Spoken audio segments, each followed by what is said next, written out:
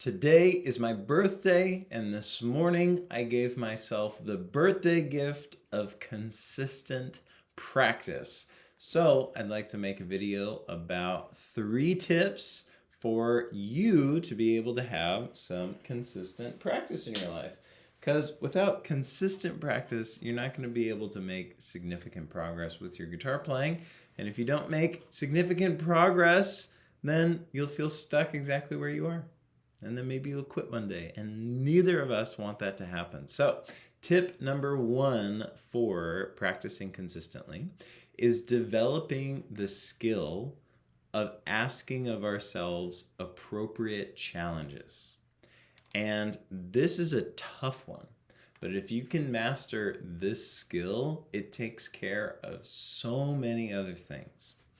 Usually, with our guitar playing, we tend to ask of ourselves way too much of a challenge. We're going to be like, I'm going to play it super fast, or I'm going to do it in every single position from the very beginning, or I'm going to do it across all 6 strings from the very beginning, where it's way too much of a challenge. And then we have this experience where we're not performing it accurately. So, since we're not performing it accurately, we're actually teaching our brains to do it incorrectly, which that's a problem all on its own. And then 2, since we're doing it incorrectly, we are discouraged that we're not able to accomplish the task we've asked ourselves to do.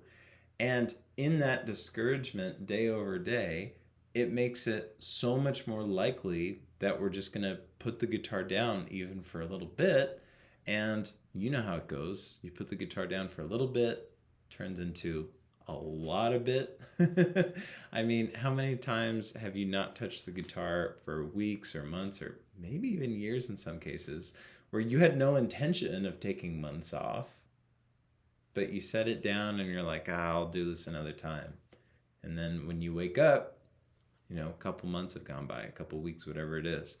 So the skill of asking ourselves appropriate challenges is super, super important. Not trying to do something that's too difficult for us, and then also not trying to do something that's way too easy. That's the other side of it, is that for some people, in response to always trying things that are too challenging, they're like, I'm just going to play every day with a backing track. I'm just going to pick up the guitar and only improvise and not really challenge themselves at all. And the issue with that, I mean, it's wonderful for playing. Of course, we should play the guitar every day, but there's a difference between playing and practicing. And if we're not challenging ourselves, then we're not going to be able to push ourselves to the edge of our comfort zone and actually grow and develop our skills. Because that's how skill development works.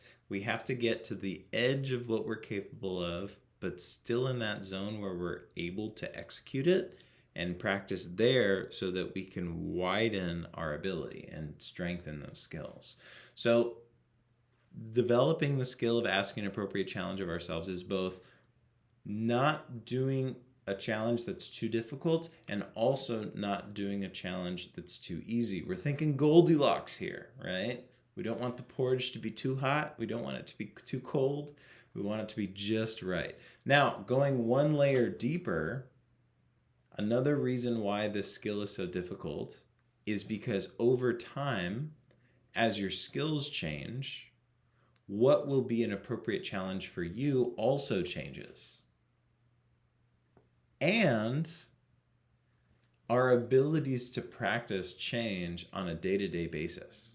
Sometimes maybe you didn't get enough sleep. Sometimes maybe something really stressful at work has happened and you're stressed out about that and you have less mental capacity to focus on practicing when you do sit down to play the guitar. So, since our skills are changing in a macro perspective, and since our biology is changing on a micro perspective from day to day, then we have to develop the skill of asking ourselves an appropriate challenge today. And that's tough because the goalpost is kind of always moving in a way. It's a difficult skill to develop, but it's it is just so important. And I found for myself and I found for my students that if you're able to develop that skill, it takes care of so many other issues. So, tip number 1 is ask of yourself an appropriate challenge. Tip number 2 is alter your environment to make practicing the guitar as frictionless as possible. So, let's talk about the actual guitar. Make sure that your guitar is out and on a stand or on a wall hanger where you can see it all the time so that you're constantly reminded of it. And when you do decide to sit down to practice, all you have to do is just sit down and put the guitar in your lap. That is really, really important. Another thing is that if you have some pedals, you have an amp that you like, make sure that you have it set up so that it's set up the way that you like it and that you can enjoy yourself while you're playing guitar. That's super, super important. For example, if you feel this pressure to play through your interface so that you can use all of your fancy software on your computer, but every time you sit down to use your interface, it takes you 5 minutes to set it up, and then half the time it doesn't work, so then you have to problem solve something. It's not worth it. You want to create a system for yourself, an environment for yourself, where there is as little friction as possible to just sitting down and playing the guitar. So I do definitely advocate in general for always practicing with an amp so that you can hear yourself appropriately and you can actually hear the good stuff or the mistakes that you're making. But if you're in a position right now where practicing without an amp helps you get to that point of minimal friction, then it's better to have an easy way to just pick up and start practicing than it is to practice perfectly. There's no such thing as perfect practice. I have a mentor who reminds me that perfect is an opinion. If you ask 30 different people what perfect practice looks like, they're going to give you 30 different answers. So perfect doesn't exist. Perfect is an opinion. Don't try to be perfect. Just try to be consistent, asking ourselves appropriate challenges and creating an environment that has the lowest amount of friction possible. Another way, so we've talked about how to create or how to reduce friction with the guitar specifically, but we can also reduce friction with the environment. So if your environment is really messy and that stresses you out, clean your environment, make it cleaner. That way, with your environment clean, you're not stressed out about all the objects and you have more mental capacity to actually focus on practicing. Another thing could be maybe right now you're practicing in some sort of a shared space. Maybe your guitar is set up in the living room and that's also where the rest of your family watches TV or something. It might be a good idea to move your guitar into a space that is just designed for guitar playing, or at the very least, while you're practicing, that's the only thing going on in that space. Even if it's just a little corner of the room and you use your headphones, or if you have the luxury of having an entire room where you can set up your guitar and be able to practice in that room during your practice time, setting up your environment for success is going to be super, super helpful. I think in general, as human beings, we really underestimate how important our environment is. We're very, very, very affected by our environment. So let's use that to our benefit. If we are affected by our environment, let's make our environment as practicing inducing as possible so that we can increase the likelihood that we practice more often. So that is the second tip, is reduce as much friction as possible to just sitting down and playing the guitar. Now, the third piece of advice that I have for you is to have some sort of feedback loop. So what a feedback loop looks like, and we could really get into some crazy details on this, but I'm just going to keep this kind of general, high level. What a feedback loop looks like is you perform a thing and then you take some time to really consider how that thing is going, to try to generate information to help you practice better in the future. And that's what the feedback is the process of generating that information to help us make better practice in the future. This could look like a couple things. You could have an Instagram account where you post about your guitar practicing on Mondays, Wednesdays, and Fridays. Or you could just do it once a week. Every Friday, you're going to post exactly what it is you're practicing. What that's going to allow you to do is, since you can review the recording of it, it'll get you out of your head so you can have a little more of an objective perspective on what you're actually doing. You can post the video so that other people can see it as well. You're holding yourself accountable to others. And then you can watch the video critically. Sometimes we get afraid of looking at where we're at in life, but we've got to bravely and boldly and with courage stare it blank in the face. Here's where I'm at. Have an objective opinion of, okay, this is what I'm playing. This is how I'm playing. This is how I sound when I play.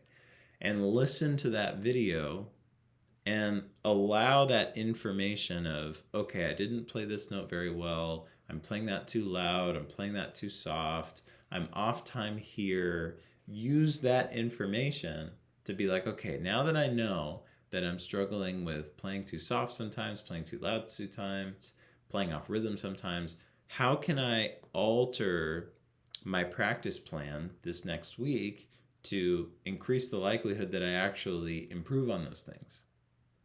And you can see how important this is, because if we just have our eyes closed all the time and we never take intentional time to look at the objective information of how things are going, then we can just be on the same path, and that path might not be leading to progress. This is part of the reason why some people play guitar for decades and they don't make any progress, is because they don't have any inherent feedback loops to be able to look objectively at what's going on, collect new information, and improve their practicing. Now, another thing that can happen is you can look at the recording or whatever it is exactly that you're looking at, and you could come to the decision of, this is awesome. I'm making progress.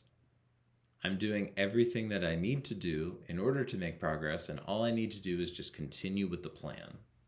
That is very important. This kind of stuff, maybe it's boring, but this is the secret to actually making progress, is that when you're on a path that is leading to success, making sure that we don't convince ourselves that we're smarter than we are and start ruining things. It's very interesting. There's this desire as a human being that when things are going right, we're like, how can I change this? And it's irrational. So having that quality feedback loop is super important. Like I mentioned, you can post on Instagram once a week. You could post on YouTube once a week. You could take a video of yourself and not post it. I wouldn't recommend that, but there's another possibility. You could work with a guitar teacher who is going to listen to you every week and actually give you information, new information. You have to be careful, because some guitar teachers, they don't want to actually give you new information. They just want to play a bunch of songs and hang out. So you have to find a guitar teacher who's really able to see your progress, see where you want to go, understand your goals, and give you that new information that's actually going to help your practicing increase.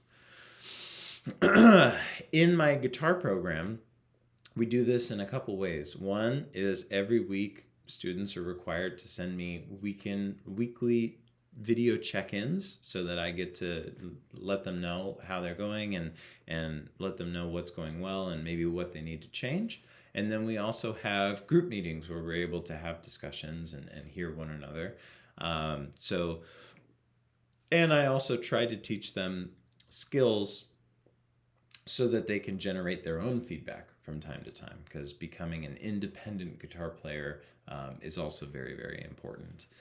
So if you're interested at all in working with me a little more individually, then you can hear more about my program on the pinned video on my YouTube channel, or feel free to book a call with the link down below in the description of many of these videos.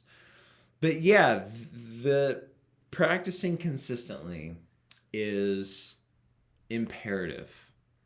If you have everything else, if your quality of practice is super high, if you're enjoying practice a whole lot, but you're not practicing consistently, you're not going to make progress. Consistency is super important. So I hope that you found these tips super helpful. I do have a bonus tip, but the 3 tips that we've mentioned thus far: asking ourselves appropriate challenges, reducing the amount of friction between us and just sitting down and playing the guitar, and then finally adding feedback loops into your process. My bonus tip is don't stop practicing. So much of the time, something will come up and we'll say, oh yeah, I'll take a week off for this, or I'll take a month off for this. And that's the time when a couple days turns into a couple weeks, a couple weeks turns into a couple months turns into a couple years. And if you're watching this video, maybe you felt that before. Recently, I had the wonderful opportunity to go to Spain for a week, and I made the decision to not practice guitar while I was in Spain for the week. And it was the first time in, I think, like 7 or 8 years that I haven't traveled with a guitar. I usually always travel with a guitar so that I can practice consistently. And I didn't think it was going to be a huge deal, but it took me like 2.5 weeks to get back to the comfort that I felt with the guitar before leaving to Spain. And it was more frustrating to get back into the flow of practice than I thought. Really, really interesting. So I don't necessarily regret taking the week off. It was a wonderful week and I got to focus on other things. But yes, that's the bonus tip, is that the next time you're thinking about taking time off of practicing, if it's possible, just don't do it. Just keep practicing consistently. It's easier to keep the flow of consistent practice going rather than taking a break and then trying to build up that momentum again from scratch. So yeah, thanks for hanging out, and I'll see you in the next video.